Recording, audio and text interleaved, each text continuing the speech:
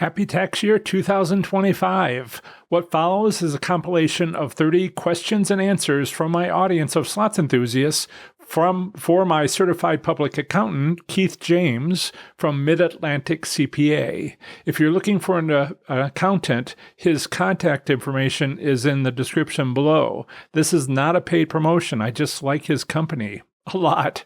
Here are the 30 questions. I'll be back at the end of the show. See you soon. Where in the states that I play, maybe Keith can comment on this, and I'll basically hand it over to him. But in the states that I've won hand pays, a couple in Ohio, just to be clear, in Ohio they automatically removed state taxes, and because I was in the city of Cincinnati, city taxes. City tax, yep.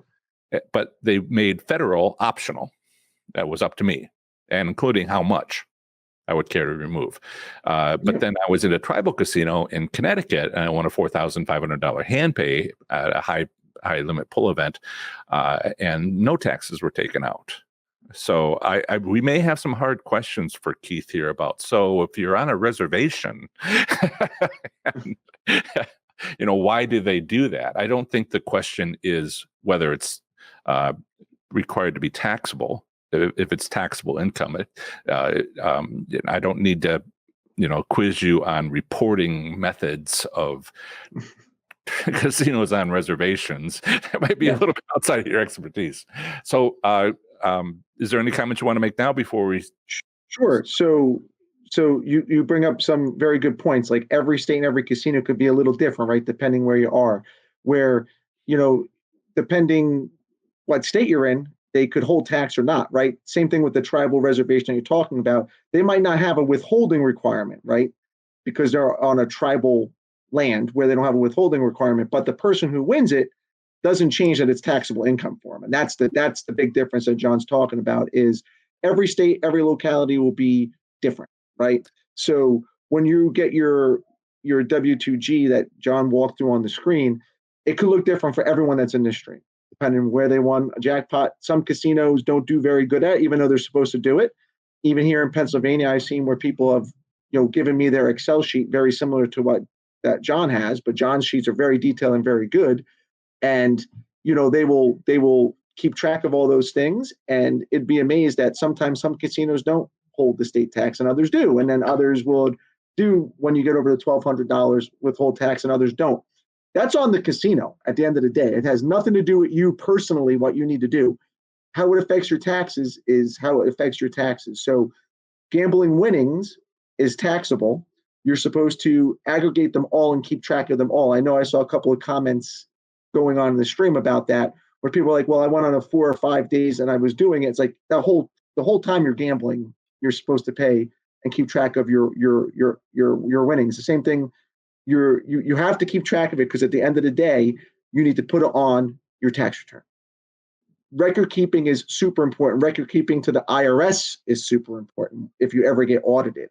So that's where the rubber meets the road. Is some people don't do it very well. I'm a CPA. I see people hand off very bad documentation. So gambling winnings, if you win big, it draws attention to yourself, right? Because it's something that doesn't show up on everyone's tax returns.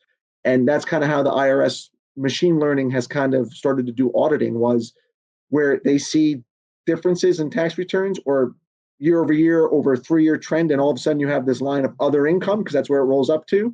And there's a big number. That's where they start looking, starts drawing attention. So record keeping is very important for this community. The first year that I got a W-2G, I got something like 13 of them. I write about this in my book, and I got audited. I don't think, possibly as because of the change, I hadn't really thought of that. My little understanding of what little they told me about why I was being audited, had more to do with the casino maybe not reporting all the W-2Gs that I had reported. And I was like, whoops. Correct. So if you get one, report it, right? Keep track of yourself, because just because they don't issue a W-2G doesn't mean if the casino got audited that they don't have a log and they just forgot to send it to you, right? That happens also for people. not only W2Gs, but like 1099s. People think, if I don't get a 1099, I don't need to report the income. Same thing with the W2G. Not the case. That onus is on you as the taxpayer, regardless of what everyone else, if they don't comply and don't issue things, that does not matter in the IRS's eyes. You are responsible for yourself at the end of the day. And so for those who don't know, just to be clear, a 1099, the type is called a miscellaneous. This is often seen with contractors, but it's a secondary use. I'm sure there's more than two uses for it, but it's called a promotional prize. And if you win a car and accept the cash, then you get a 1099 instead of a W2G. It's still coming from the casino. It's less common than 15 W2Gs in a single day. But once a year, somebody might win a car, and that tends to be how the casino pays you. Now, there's other things like slot tournaments and some other things where they might give you a 1099 instead of a W2G. Just to be full and upfront about the two forms you would get, and I didn't want to spend too much time on the 1099, but it's promotional prize and it's accepted for similar purposes. Right. So there's a couple of things that are in. Yep. I see lots of comments. I missed one. Magpie 11 has given a donation. She always, Magpie 11 always says winners, calls us winners, pay taxes with gratitude. And that's kind of what I wanted to mention. Didn't want to let it slide under the radar. Everything that you win at a casino is taxable, including the fair market value of any comps that you receive. That's correct. And so they may not tell you how much that fluffy blanket cost, but you'll have to look it up. They may not tell you how much that chip dip tray cost. I have a very nice porcelain one downstairs. And I think I actually spent $10,000 that day at the casino, but I did get a very nice chip dip tray. And as we all joke, we were all carrying them around the casino that day. But these things are taxable. And I see a lot of comments.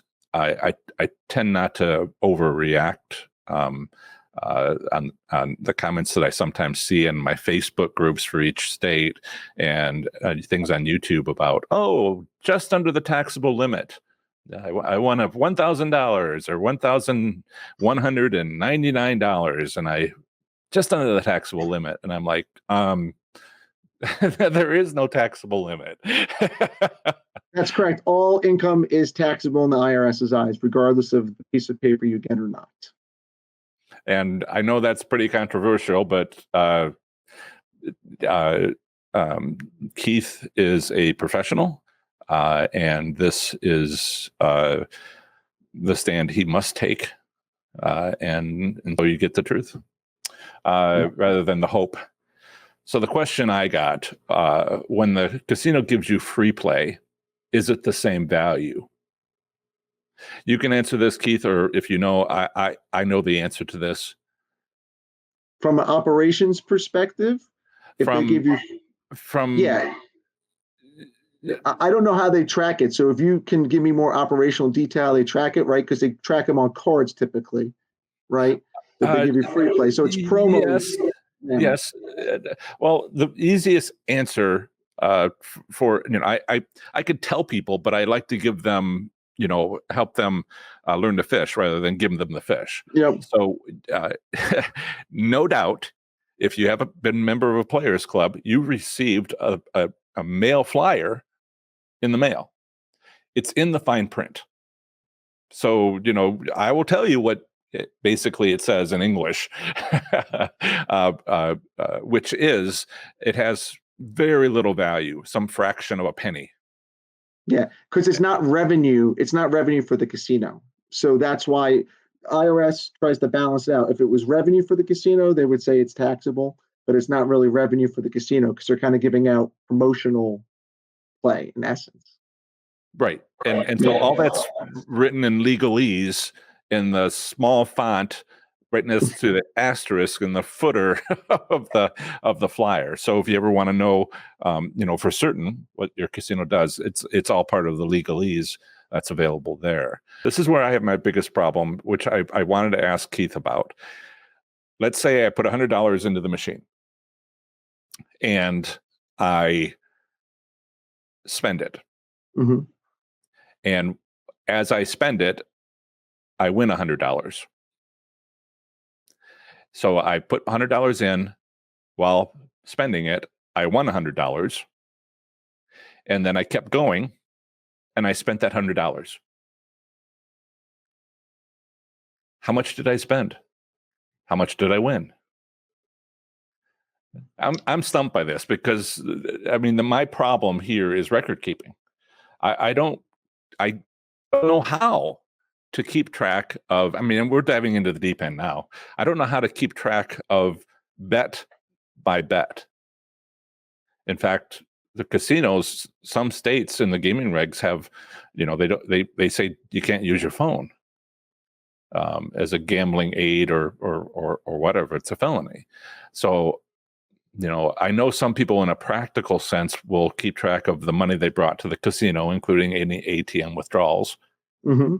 And then when they leave, how much they leave with, including any ATM deposits and W-2Gs and all of that. This is a very, I just, sometimes I see the IRS rules as being hard to follow. I would say you would do the conservative view there, right? So what I would say is, okay, so I came in and I know I spent 100 in that scenario that you just said, right? And I know I walked out at the end of the day with 400. So I have 100 that I spent to get 400. That's how I would record keep it as the most conservative view. That's wonderful. And I want to point out something subtle in what you said. You want to report that you took 100 in and you took 400 out. And that's what you tell the IRS. The IRS has a problem with casino players clubs offering win-loss statements, which only report the difference. That's right. They do this, the delta. Yeah. And I know that some of them are now starting to report wins and losses and the subtraction of the two. That's right, because think about it, it's similar with the stock market, right? You invest $100, it goes up to 400, you sell it, the difference is 300. You can see your earnings, what it costs you to do it, and you pay tax on the 300. That's a similar way to think about it, right? To kind of do the parallel is I walked out with 400, I spent 100 to get it, you're going to pay tax on the 300. For a married couple filing jointly, what is the income level required to even file a return below which one need not file? So from that perspective, it's going to be, if it's above the standard deduction, which is the 12,400. So you typically wouldn't if you made more than that because you would be zero. So it wouldn't make any sense. So it's earned income at the end of the day. So once you get above that threshold, you wouldn't do that. Hopefully that helps you. Pardon my ignorance. Is it different for single people? Well, yeah. So for single people, it'd be the 12.4, and for this year, it'd be 24 and change for married couple would be the threshold. So 12,400 individuals. That's correct. So I'll give you an example. When people who are higher up in age, when they just have Social Security income and no other earned income, they're not doing tax returns anymore because there's no earned income because you're just getting Social Security income, which is not taxable over certain thresholds. So you don't do tax returns anymore. So that's akin to that question also. Okay. I got a tough question that at least it's tough to me, and maybe you can know. I'm sure you will have something to say about this one. So, and because this is likely to go into a podcast, I will ask the question, which is, I assume that gambling losses can't be carried forward if you didn't have gains equal to losses, like capital gains losses from stock sales that exceed all gains. Correct. They are not carried forward. It's in the year for the year. So that's one thing that people have asked me before. So your gambling losses offset your gambling winnings in that year.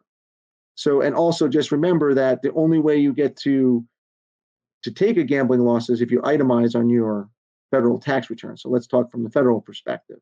So again, if you have $5,000 and it's up to your winnings. So if you have $5,000 in winnings and $8,000 in losses, you can't take more losses than you have winnings.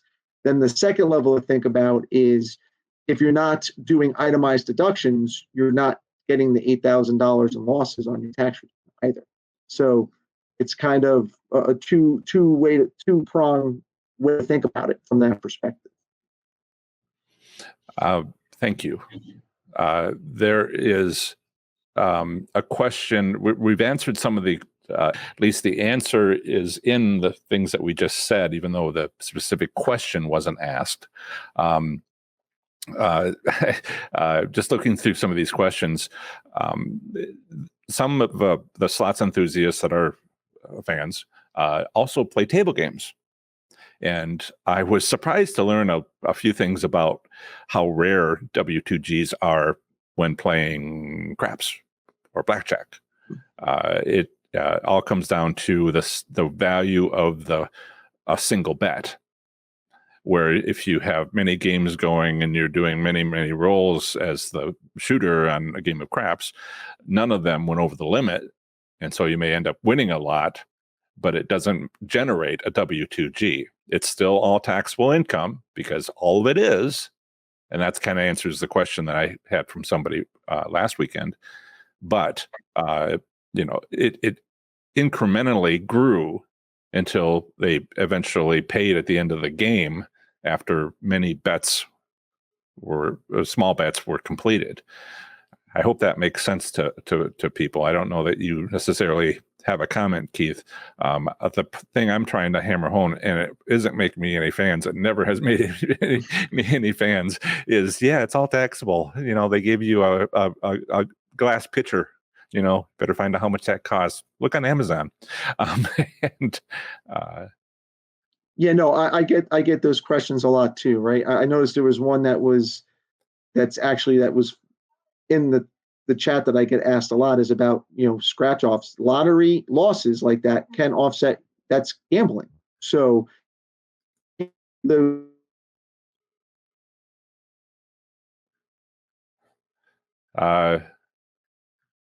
did we lose you, Keith? I'm here. Okay. Sorry. Hiccup from Northeast Pennsylvania, I guess. Can you guys hear me all right? I'm not sure if we missed anything. I was going to start going through the live chat and see these kinds of questions, because it is a common question, and I want to hit the common questions. Yeah. I think I'll go ahead.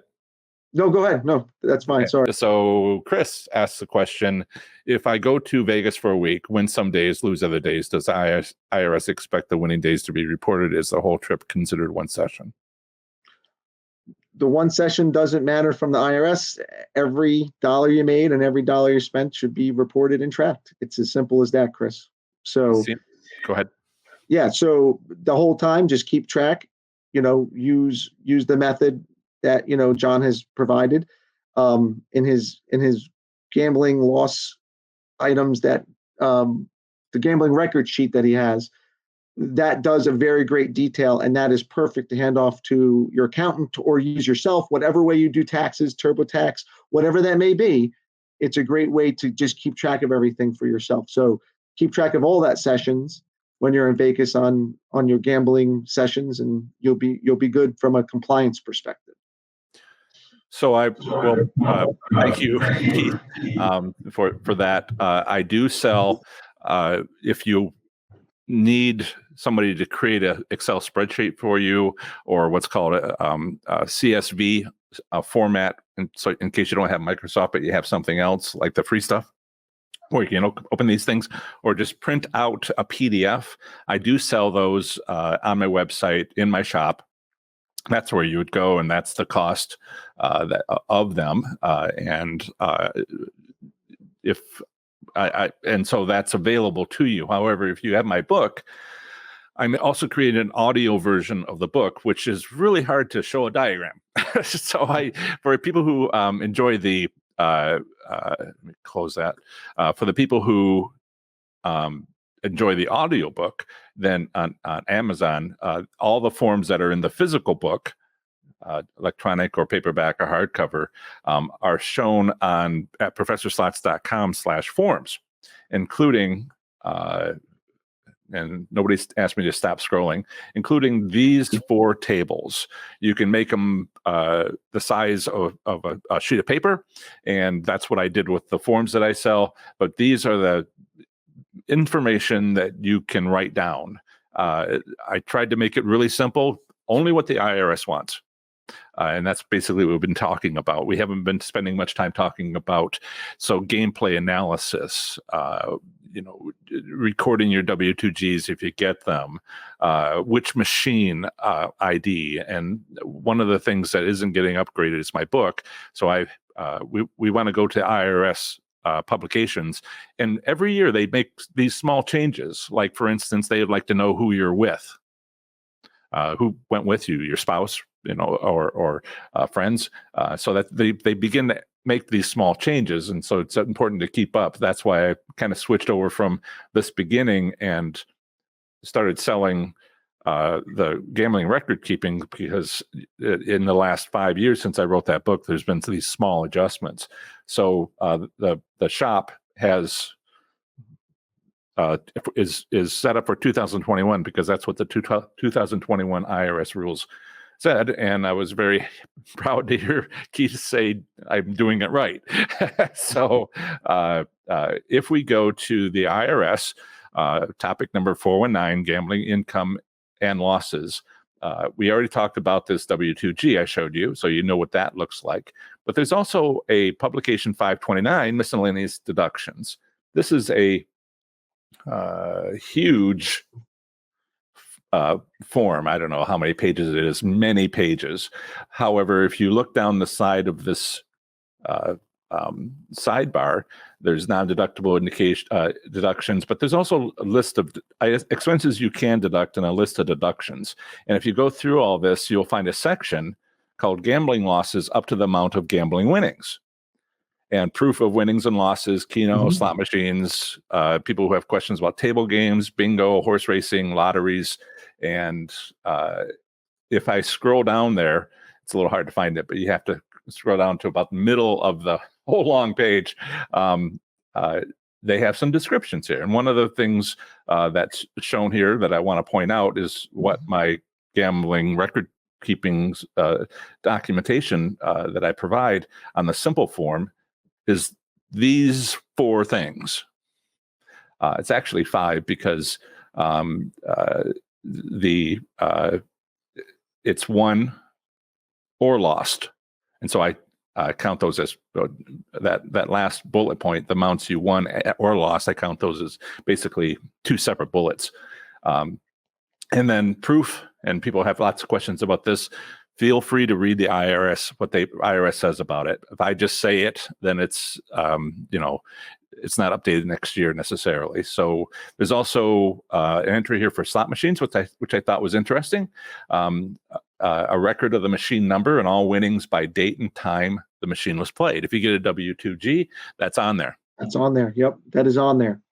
Yep. I've seen it not on there, but it's supposed to be on there. Correct. That was another question I had on this W-2G, and there was, yes, the date one, the recordable winnings and amount withheld, and then state and also local, if that was used. But there have been times when the type and the transaction, race, cashier, some of these other things, what window? Cashier window, name of the cashier, window of the cashier, and some of these, don't get filled in. But I have encouraged people to, speaking of gameplay analysis, if you get a hand pay and you for this whole year, and then you just found me, and you're like, well, you have a method where you go back to the same machine and play it again, same time of day, same day of the week, and use that approach. But I wasn't, I just met you, John. What about all 2021? Well, check your W-2G and see if it tells you that. Sometimes they don't, but sometimes they do. And then you can just review all your prior W-2Gs. And yeah, and there you go. So let's keep going with So Shatter Main says, are records kept of individual players every time they step into a casino by individual casinos? I'm not sure if this is asking about what the internal operations of the casino are asking. That's what it seems like to me. I mean, that's up to the casino, right? Because some casinos, you tell me, you guys, your community knows better from an operations perspective, but I know I could just take cash and put it in there, right? But I have to keep record of it. That might not be picked up by the individual casinos. So again, the onus is on the taxpayer to keep records at the end of the day. Yes. That's how the conservative view would be, make sure you're keeping your own records, regardless if they're keeping records or not. And so I've heard from customers who have told me about internal casino operations for their needs.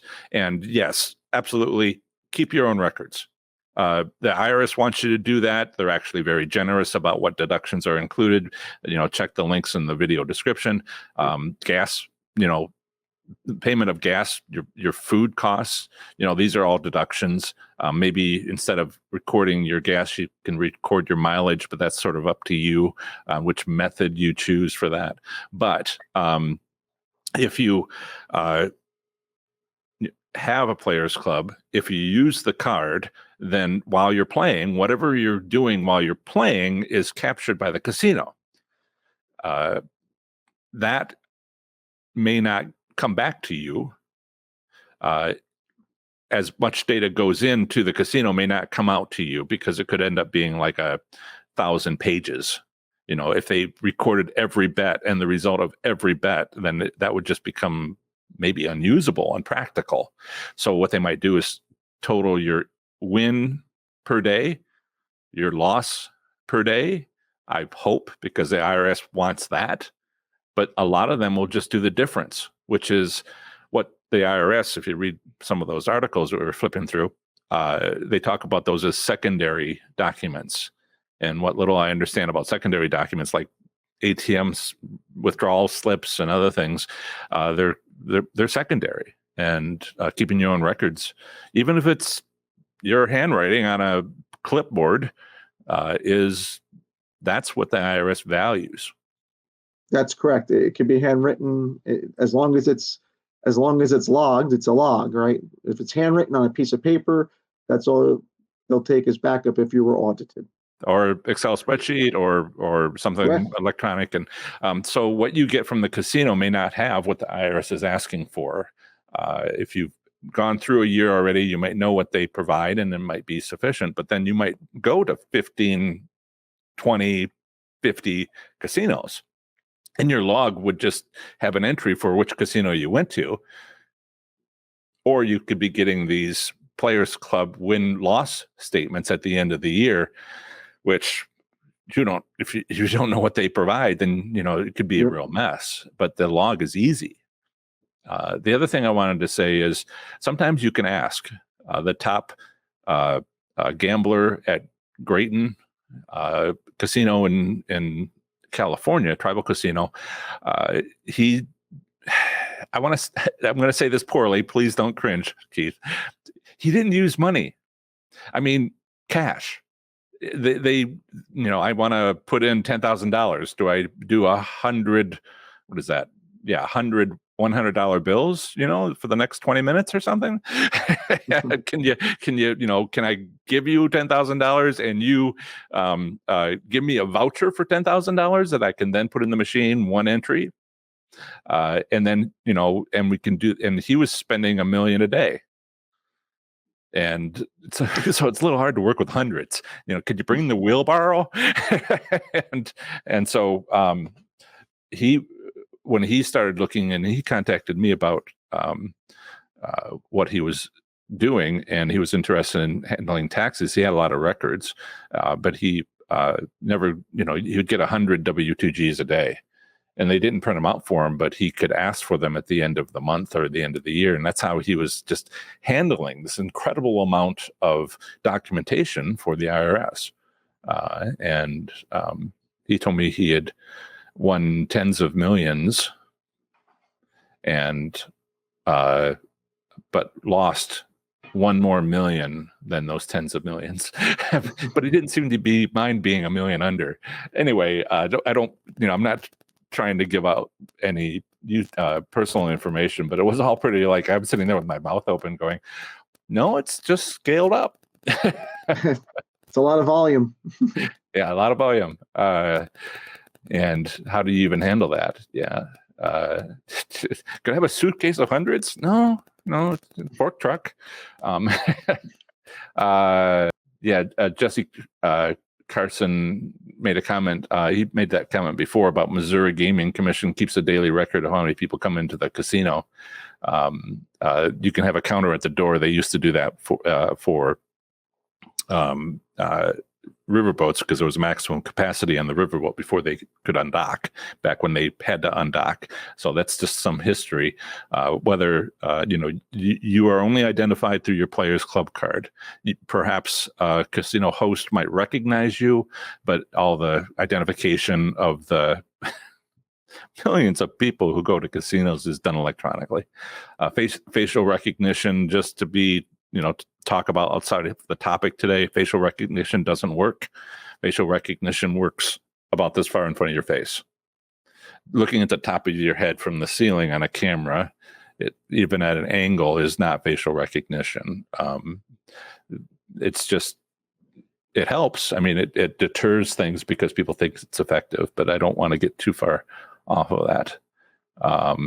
Chuck asks a question, we may have answered it. What if you don't claim on taxes if you get tax forms from the casino? I want to point to something Keith had said, which is, I think you said, please confirm, that if you get a tax form from the casino, the IRS also got a copy from the casino. That's correct. So it'll be on your IRS tax transcript, right? It'll take them a while, right? If you do your taxes and you forget a form, and let's say you don't put any of your gambling incomes or losses on there, and one casino has one form for $1,200, it will find you eventually. And speaking of experience, that has happened to me. I had 54, the second time I've ever had these, I did my own taxes with something called TurboTax, and I had 54 W-2Gs, and apparently I missed one. and it took a little while, but they came back to me and they asked me to do, to correct that. It seems like, we've got an extra, and yep.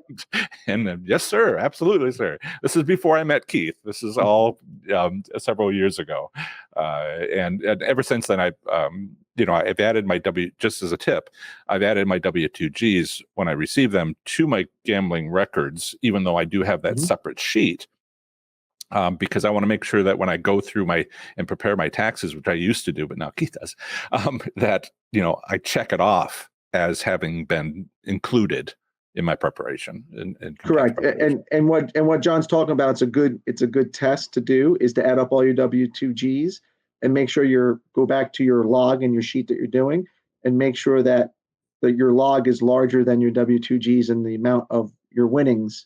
That's kind of the test you can do to make sure you've captured potentially all your W-2Gs. You can still miss one, right? But they'll let you know if there's one missing. Or let's say you have a large one, but you have a lot more winnings on your sheet. The IRS doesn't know. Like, you might have $1 million in winnings and only 300,000 on W-2Gs, right?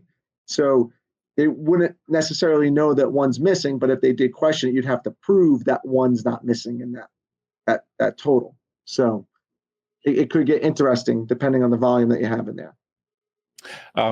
Yes, the straightforward statement of you can deduct up to your winnings, and the IRS gets a secondary source, or they're also directly from the casino, as well as what you put in, and those two should reconcile on that data. But what if you had a lot more where you spend a lot more, and you had and won a lot more, and it wasn't on a W-2G, and therefore not separately sent to them. And I don't want to get into anecdotal stuff, but I have heard that it helps if you don't have like a big change from one year to the next, because the IRS is like, what's this?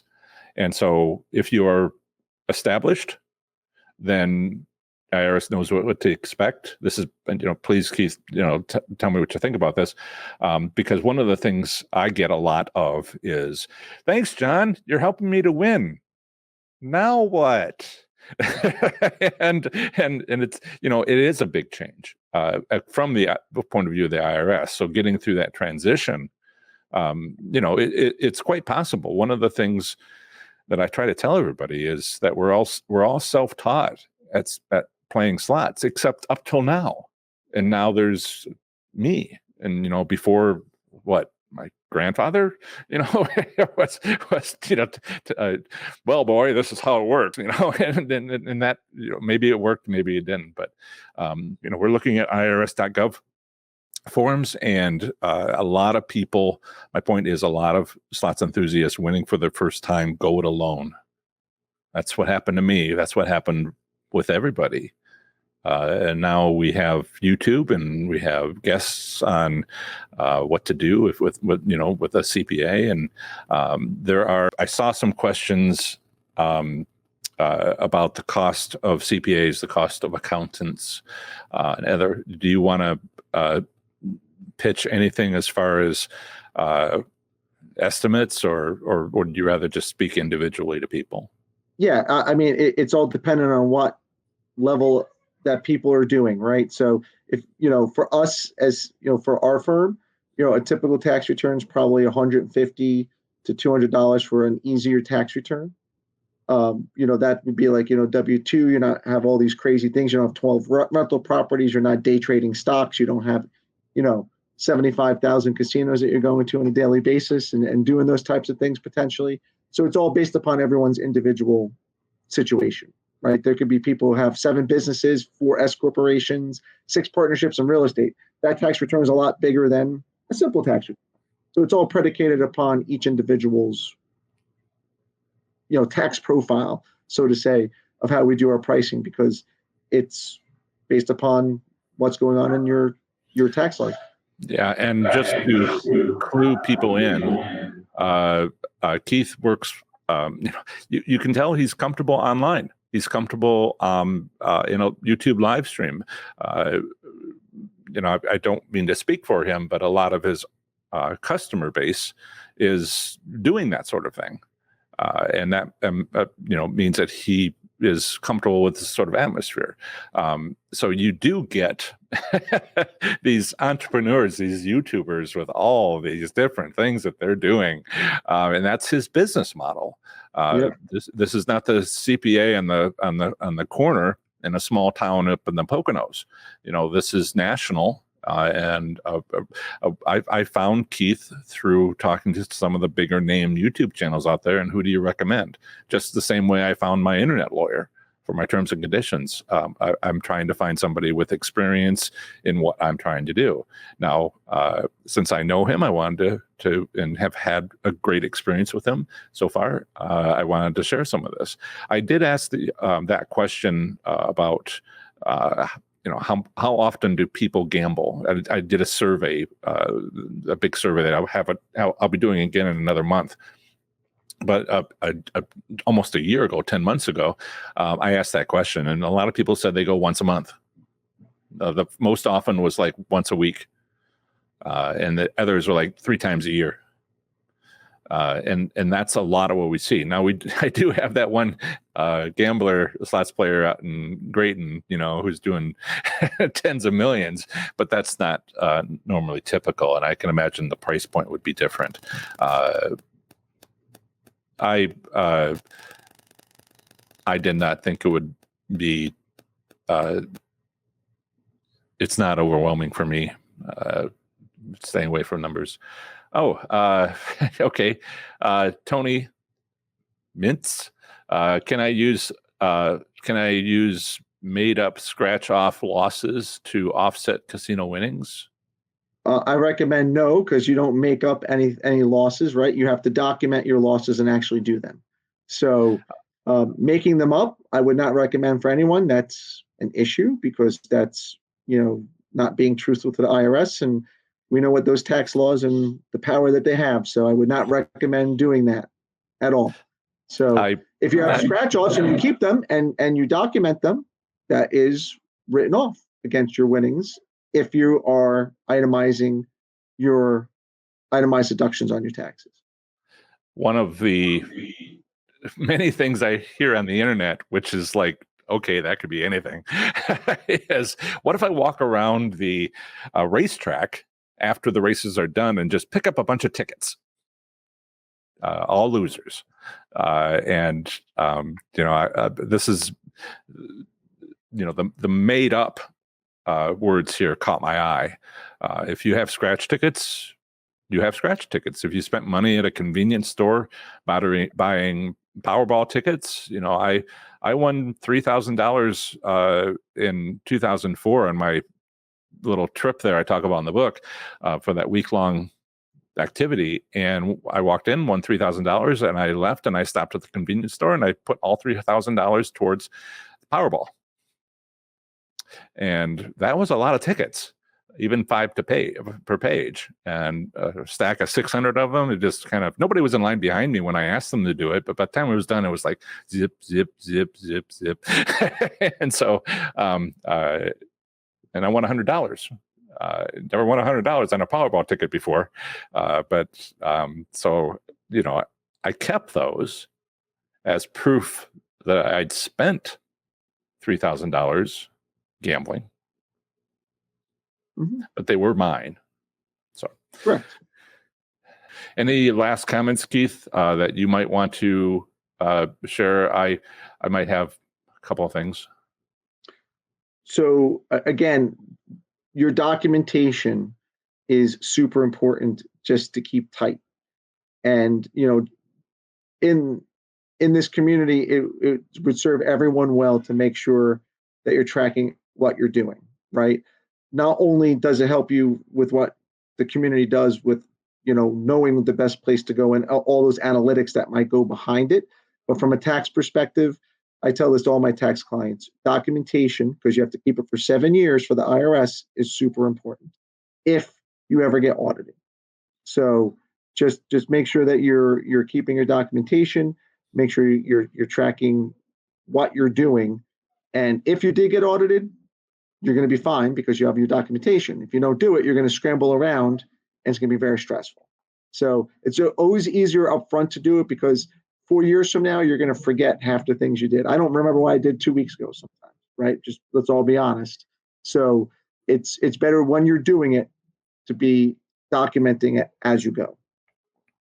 Same way, and if you have to do it for this reason, that's why I always advocate, gameplay analysis. And was it busy at which casino of the two you go to? Did they have a Valentine's Day dinner that night, or was it the other one?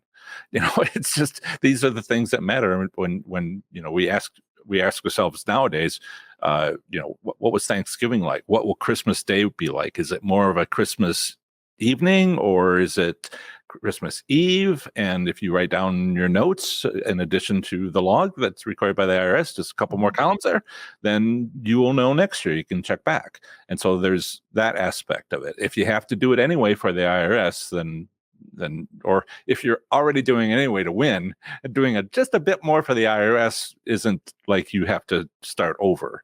And both of these things are required. I don't mean to give a warning. I was a compliance officer at my last position as an aerospace engineer, just something I did on the side because I enjoy these sorts of things. My boss would look at me and say, enjoy? Is that the right word? No, I find this stuff interesting. But we had this story that was going around where we had an individual who did research and was getting a job at another company.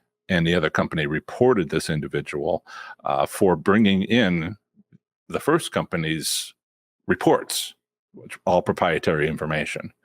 And of course, she lost her first job and didn't get the second job. And the companies that she was trying to get into, the one that she came from, were all like, we're all doing this correctly according to the law. And she was just going to lose her old job and not get the new job, or he or she, I should say.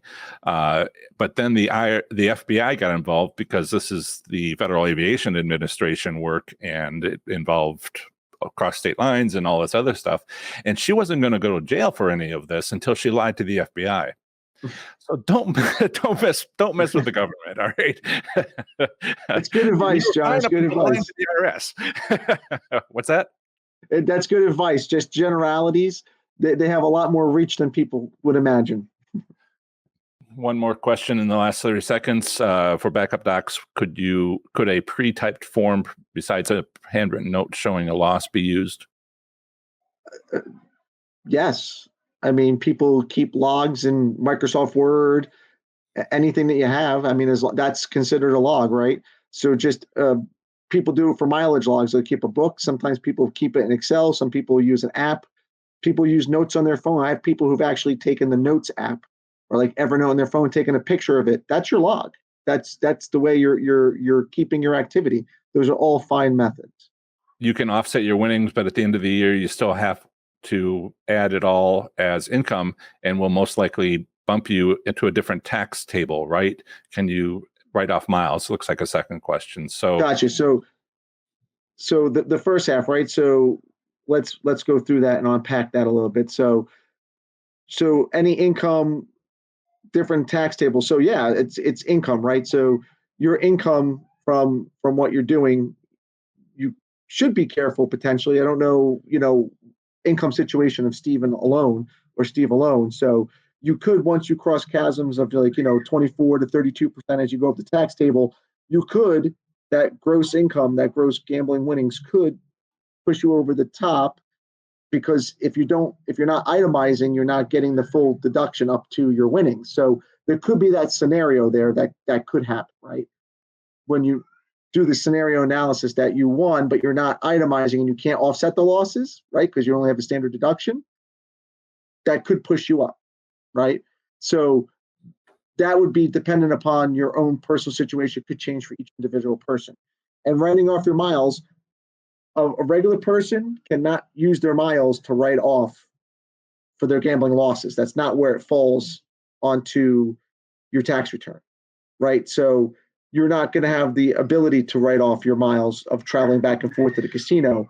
Now, it begs the question of, if you're a professional gambler, that could be different, or if you're working in a different space, that could be different. But like if I go to the casino and I win $100 and I only spent 20 and I have $80, I don't get to write off the miles. That doesn't count as a loss. That's not the nomenclature that's in the tax rules around that. So what I understand is, if I were to go to Las Vegas for a aerospace engineering conference for a week, and on a Tuesday night I went to the casino and I had a good time, I could not write off the airfare. That's correct. Against your gambling winnings, correct? Right. And that's that. But okay, so wanted to be clear about that. I can't thank you enough, Keith, for being here and answering questions. If you have specific concerns, or even want to get an estimate, Keith's number is in the show notes, in the video description, and feel free to look him up. Yeah. I think he's awesome, and that's only reason I let him on the show. First ever guest. Thank you for being my first ever guest. If I feel this honored. Goes well, thank you. You're welcome. I feel honored. Thank you. Thank you. And for those who are interested, we'll try to do this. Particularly if the numbers come back as showing a high level of interest, we'll do this regularly, a couple times a year. All right, but not before taxes are due, because I think you might not have any openings in your schedule. Unless we're going to do it 1 o'clock in the morning. If we're night owls here, I'm in. Okay, we do a recording. Thanks, everybody. Have a good day. Thank you. I hope you found this tax discussion for slots players valuable. I know I did. If you're interested in the record-keeping gambling spreadsheets I've developed for slots enthusiasts, these are available on my website shop. The link to my shop is at the top of the description below. Again, happy tax day!